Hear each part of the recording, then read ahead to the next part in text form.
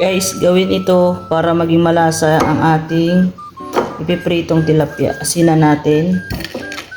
Yan. Side by side para pantay. Yan. Kunti lang naman. Yan.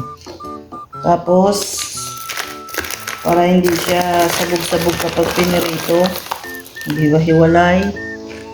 Oh, lagyan natin ng flour. Kahit na anong flour. Pwede naman.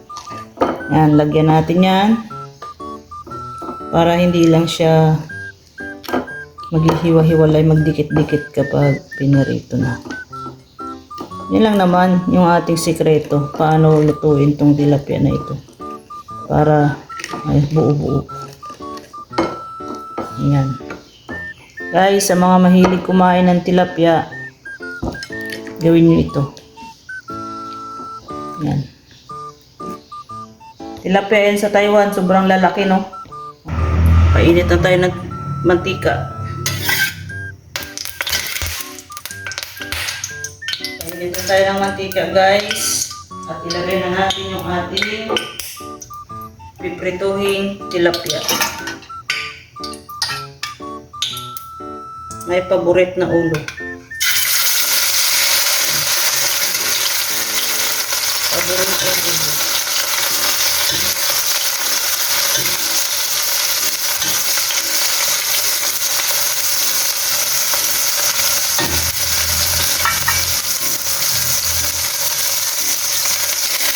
Takpan muna natin, guys. Takpan natin. Ayan.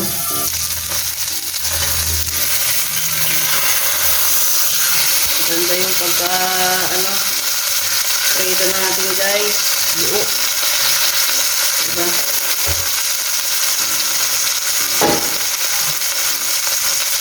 Takpan natin ulit. Takpan.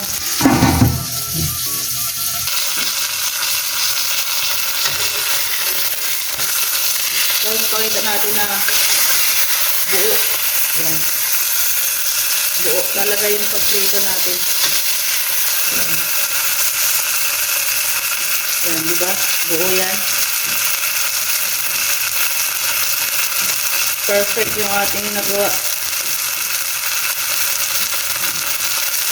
Paupuin natin para pantay yung pagkaluto. Sawakan natin. Ayan. Woo! Shout out sa lahat ng sumusuporta sa aking video, sa mga manunood. Thank you so much, guys. Ito yung mga technique na para buo yung pagprito natin ng tilapia. At hindi dumidikit. Siyempre, make sure na mainit yung kawali bago ilagay ang mantika.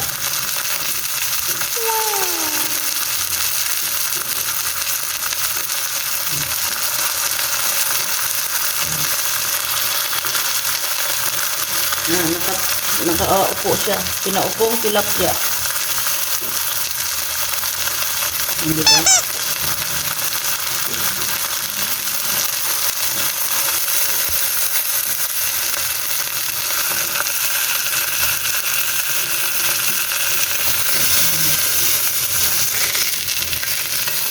Kabilang side naman para pantay ang pagluto ba? Ay! Katumba.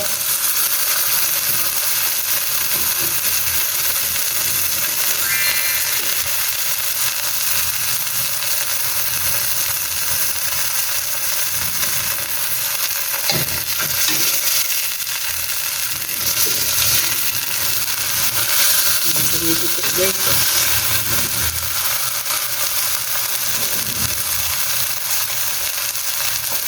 Woo!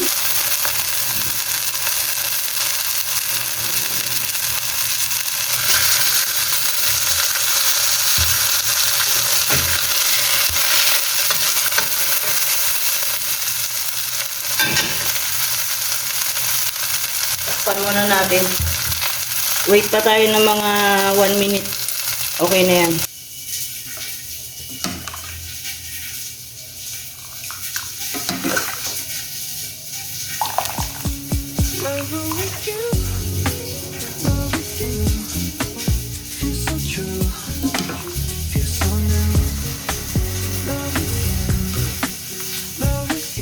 Ito yung aming soup.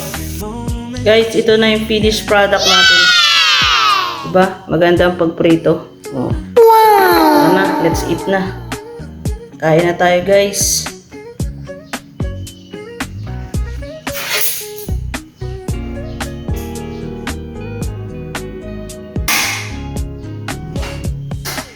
Every day shine bright. In your eyes I see the light. Laugh and dance through the night. Can't believe this feels so